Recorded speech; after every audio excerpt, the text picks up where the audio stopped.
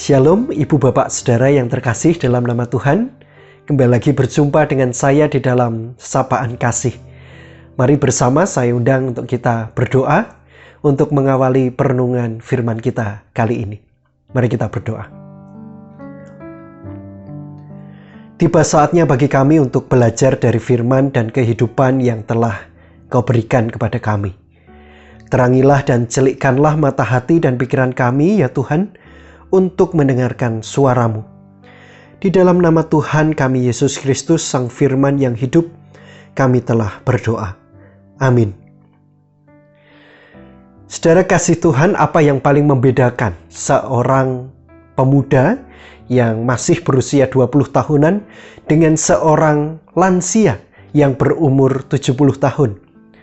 Selain soal kesehatan atau kemampuan fisik, tentu barangkali kita juga akan mengatakan soal waktu hidup. Memang tidak ada yang bisa menjamin Bapak Ibu Saudara bahwa orang yang berusia muda juga bisa menutup usianya. Tetapi secara umum tentu kita akan sepakat bahwa waktu hidup yang dimiliki oleh seorang pemuda tentu lebih banyak atau lebih panjang dibandingkan kita yang sudah berusia lanjut. Oleh karenanya kerap kali kita pun juga berpesan kepada anak cucu kita, "Nak, pergunakanlah waktu hidupmu dengan baik. Masa depanmu masih panjang, masih jauh." Begitu kan ya? Nah, bila kita menganggap bahwa orang yang berusia muda ini masih memiliki masa depan, bagaimana dengan kita, Bapak Ibu Saudara yang berusia lanjut atau berusia tua? Apakah itu berarti kita sudah tidak memiliki masa depan? Saya mengatakan, saudara, ya, betul. Kita yang berusia lansia sudah tidak memiliki masa depan. Mari kita telaah, Ibu Bapak, saudara yang terkasih. Ketika kita berbicara kepada anak muda, masa depan itu seringkali berkaitan dengan impian yang besar, cita-cita atau bahkan target. Dan mereka biasanya akan mempersiapkannya dengan cara langkah-langkah jangka pendek atau jangka panjang demi cita-cita itu. Seorang anak sekolah atau anak kuliah harus memiliki target. Tetapi apakah ini juga realistis untuk seorang lansia seperti kita? Wah Pak, saya ingin menjadi seorang guru atau dokter di pedalaman ini Pak. Wah Pak, saya ingin bersekolah lagi, mengambil gelar doktor. Saya ingin melancong ke berbagai tempat, melakukan berbagai hal, ini dan itu. Apakah bisa, Bapak Ibu? Sebagai lansia tentu tidak. Sebab kita sadar bahwa waktu hidup kita semakin sempit. Tenaga kita pun juga tak sekuat dulu ketika kita masih berusia muda. Semakin bertambahnya umur, hidup kita barangkali akan semakin dibatasi oleh kemampuan dan kesehatan fisik kita. Itulah mengapa saya mengatakan semakin tua kita semakin tidak memiliki masa depan.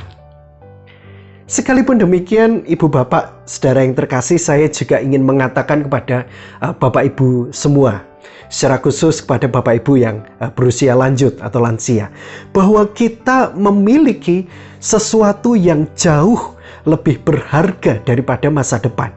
Apa itu Bapak Ibu? Ya, benar. Masa lalu. Mengapa? Sebab masa depan itu masih berupa kemungkinan.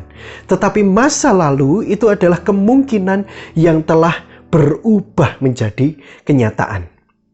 Kita juga menyadari bahwa waktu masa depan kita akan semakin sedikit.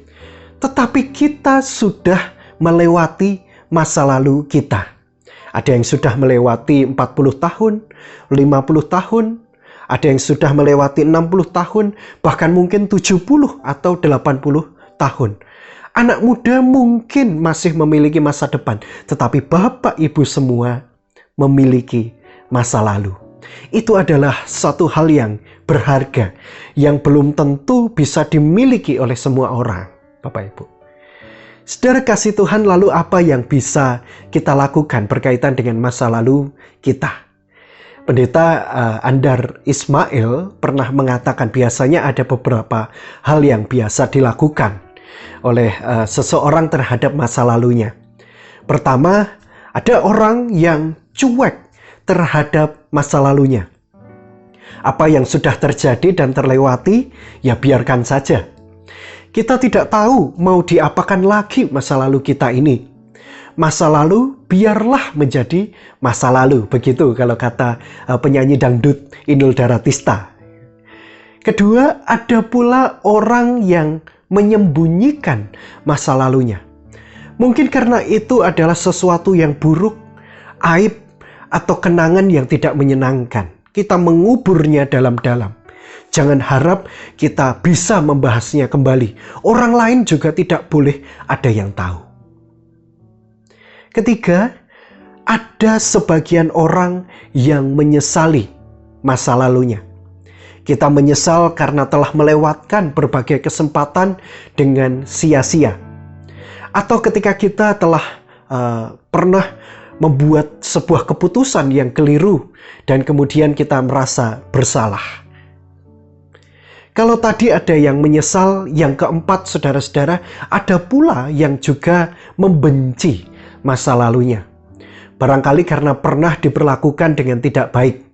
Kita menjadi korban atas peristiwa tertentu, ketidakadilan atau hal yang lain misalnya. Kita beranggapan bahwa peristiwa itu sudah semestinya kita buang atau kita lupakan. Yang kelima, saudara, sebagian orang lansia ada juga yang mendewakan masa lalunya. Ada masa-masa kejayaan yang pernah mereka lewati. Kita merasa kita pernah mendapatkan penghargaan, pencapaian, atau bahkan prestasi. Ini adalah tipe-tipe orang yang senang mengungkit kejayaan di masa lalu dengan mengatakan, "Piye, seenak zamanku toh?" Kira-kira demikian gitu ya. Lalu yang keenam, saudara, ini jauh lebih positif lagi, yaitu mensyukuri masa lalu. Apapun yang telah dilewati, kita anggap sebagai sesuatu yang berharga, yang patut kita syukuri. Pertanyaannya Bapak Ibu, apakah cukup kita ini hanya mensyukurinya? Ternyata masih ada yang ketujuh. Yaitu apa, saudara? Yaitu adalah membuahkan masa lalu. Kita mengintegrasikan pengalaman masa lalu kita dengan kehidupan kita di masa kini. Kita belajar dari pengalaman suka duka di masa lalu dan kita membuahkannya di masa kini. Kita menjadikan masa lalu itu sebagai sebuah pembelajaran yang baik, baik untuk diri kita di sisa kehidupan kita maupun dalam kehidupan orang lain, anak cucu kita. Membuahkan masa lalu. Agaknya hal inilah, saudara, yang ingin dikatakan oleh Musa kepada bangsa Israel ketika ia akan berpisah dengan mereka. Dia berpesan demikian di dalam Ulangan pasalnya yang keempat ayatnya yang ke-9. Tetapi waspadalah dan berhati-hatilah, supaya jangan engkau melupakan hal-hal yang dilihat oleh matamu sendiri itu. Dan supaya jangan semuanya itu hilang dari ingatanmu seumur hidupmu. Beritahukanlah kepada anak-anakmu dan kepada cucu cicitmu semuanya itu. Mari kita ingat kata terakhirnya. Beritahukanlah. Ini berbicara ada sesuatu yang baik yang coba ditularkan, Bapak Ibu Saudara. Betapapun itu adalah contoh yang barangkali kurang menyenangkan, contoh kegagalan, kisah duka atau peristiwa yang menyedihkan hati kita, itu bisa menjadi pembelajaran yang ditularkan, Bapak Ibu. Itu artinya, saudara, bahwa menjadi tua itu bukan hanya tentang usia atau keniscayaan hidup, tetapi juga tentang sikap bijaksana yang diwujudkan dengan mewariskan teladan dan nilai-nilai hidup kepada generasi kita berikutnya. Layaknya Musa yang telah lanjut usia kepada berpesan kepada bangsa Israel itu. Hidup itu soal menabur dan mendidik. Kira-kira demikian yang dikatakan. Lansia manakah yang bisa membuahkan masa lalunya, Bapak Ibu?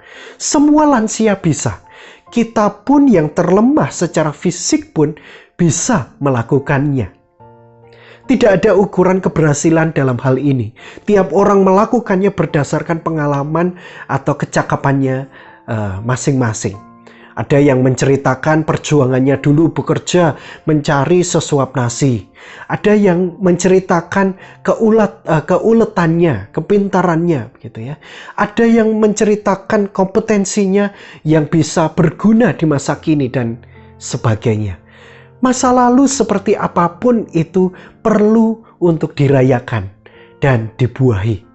Orang yang bijaksana bukanlah orang yang sekedar pandai menerka masa depan, melainkan orang yang tidak mau berhenti untuk terus membuahkan masa lalunya. Syukurilah Bapak Ibu dan buahkanlah masa lalu itu. Tuhan memberkati kita. Amin. Mari kita bersama berdoa. Tuhan, kami bersyukur Engkau ada bersama-sama kami saat senang maupun saat sedih, saat tegar maupun sukar. Tuhan hadir di tengah-tengah kami, bahkan sejak kami melalui masa lalu kami. Biarlah masa lalu itu berharga dan menjadi buah bagi kehidupan kami di masa kini. Mampukanlah kami untuk belajar dan menularkannya kepada dunia, kepada anak-anak cucu kami di sekitar dan di lingkungan kami. Terima kasih ya Tuhan, Engkau yang telah menyapa, memberikan tumpuan dan kehidupan kepada kami semua. Amin.